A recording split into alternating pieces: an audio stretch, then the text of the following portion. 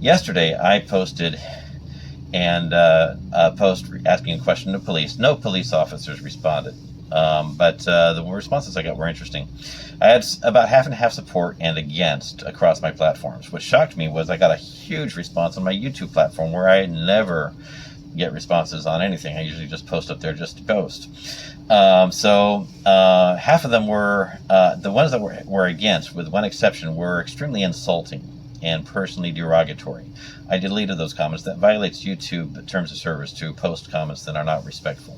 So I deleted those comments and removed those people. And if I ever see you posting personal insults on my feeds, I will remove you. So just so you're aware. But in the meantime, there was an assumption made by many of the derogatory commentators that I must not have much experience. Some insulted the fact that I wear a mask, which is part of my job and part of safety for my passengers with COVID. Some insulted the fact that I'm a bus driver. I don't see why they have an issue with a person that works full-time transporting the people, but there they go, and so on and so forth. And some assume that I have no experience with police, and for safety reasons I don't go into personal data online, but I have a lot of experience with police. I have many friends that are former officers, many friends that are officers. I wanted to be a cop when I was a kid. I have seen crimes committed by police officers almost every day of my life. And I've seen crimes committed by police officers today, traffic violations. I've seen much more serious things than traffic violations as well. Everything from theft to destruction of private property, destruction of public property, and assault, all sorts of different things. Police officers can't hold each other accountable. That is the real problem. The reason they can't is because they get fired if they do. And I have many friends that have been fired because they tried to hold their fellow officers accountable. They get ostracized, get framed, and lied about.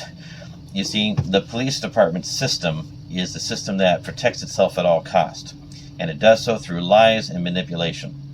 And so if an officer tries to do the right thing, he will be blackmailed. He will be forced to either do the wrong thing, or he will be put in a position where he is forced to leave or forced to take a job that does not involve his actual job of, serving the public and enforcing the law. This is across the country in almost every department.